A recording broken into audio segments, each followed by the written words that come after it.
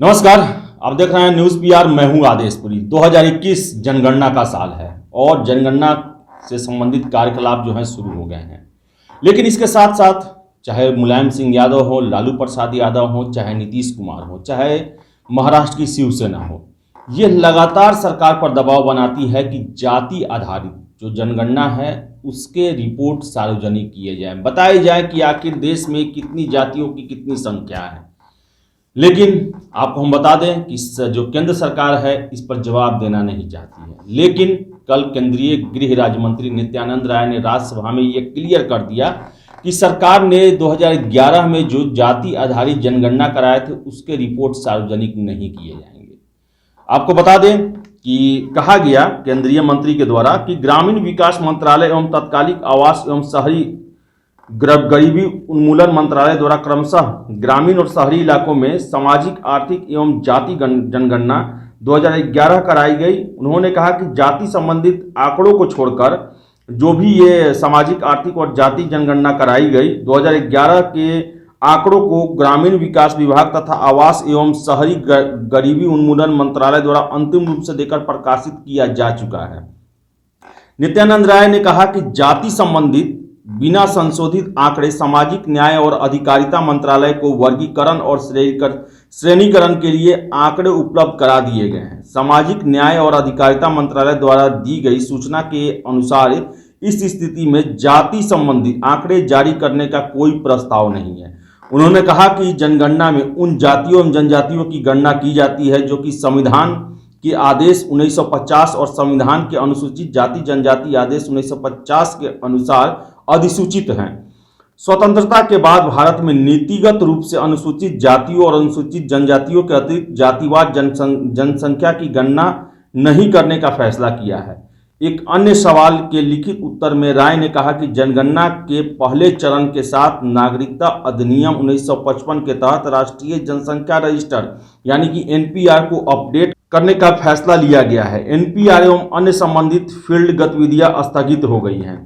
आपको हम बता दें कि पिछले जो चुनाव हुए थे यूपी विधानसभा के 2017 में, तो इसमें जो है जातिगत जो जनगणना है उसका कराने का मांग जो है काफ़ी शिद्दत के साथ उठा था। बिहार विधानसभा में जहां जदयू बीजेपी की साझा सरकार है, वहां तो मुख्यमंत्री नीतीश कुमार ने जातिगत जनगणना कराने का प्रस्ताव पास करा के केंद्र को भेज दिया है। महाराष्ट्र में भी शिवसेना के नेतृत्व वाली गठबंधन सरकार विधानसभा का विशेष सत्र बुलाकर जातिगत जनगणना कराने के समर्थन में प्रस्ताव पास कर चुकी है।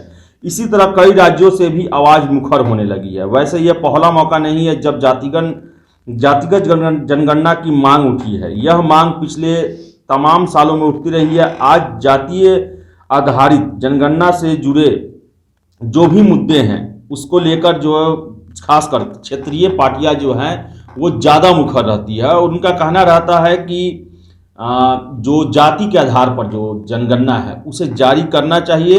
आपको हम बताते हैं कि 1990 के दशक में मंडल के दौर में पिछड़ा वर्ग के नेतृत्व में क्षेत्रीय दलों में उभार ने इस मांग को धार दी। ऐसा भी नहीं है कि भारत में पहले कभी जाति आधार पर जनगणना नहीं हुई। आज़ादी से पहले तक भारत में जाति आधार पर जातीय जनगणना होती थी, लेकिन 1941 में जातीय आधार पर जनगणना बंद हो गई। लेकिन SC ST वर्ग की गणना जो है अभी भी की जाती है। आपको बता दें कि 1931 में जातियों की गिनती हुई थी और वही जो एक तरह से रिपोर्ट है जिसका आज तक उपयोग किया जाता है और ये कहा जाता है कि लगभग 52% जो है देश में OBC वर्ग के लोग रहते हैं। और जबकि आपको बता दें कि ये भी दावा रहता है कितने नेताओं का कि जो दायरा जो OBC का है वो लगभग 60% तक है। और ऐसे में राम मनोहर लोहिया का वो उक्ति कहा हुआ बात कि जिसकी जितनी संख्या उतनी भागीदारी, इसी को लेकर जो जितने भी ये क्षेत्रीय दल हैं वो आगे बढ़ना चाहते हैं और देश की राजनीति में पिछड़ा वर्ग की जो दखलंदाजी है उसे बढ़ाना चाहते हैं। कई राज्यों की सियासत में पिछड़ा वर्ग निर्णायक फैक्टर बनकर उभरे हैं। राज्य की सियासत में पिछड़ा वर्ग के जरिए तय होने लगी है। अलग अलग राज्यों में जातियों की बदौलत ही पिछड़ा वर्ग में क्षेत्रीय नेतृत्व उभरे हैं। अपने रसूख को और बढ़ाने के लिए पिछड़ा वर्ग नेतृत्व जातीय आधार पर जनगणना कराना चाहता है। अब तक अधिकृत रूप से इस बात का कोई आंकड़ा नहीं है कि देश में पिछड़ा वर्ग की आबादी कितना है।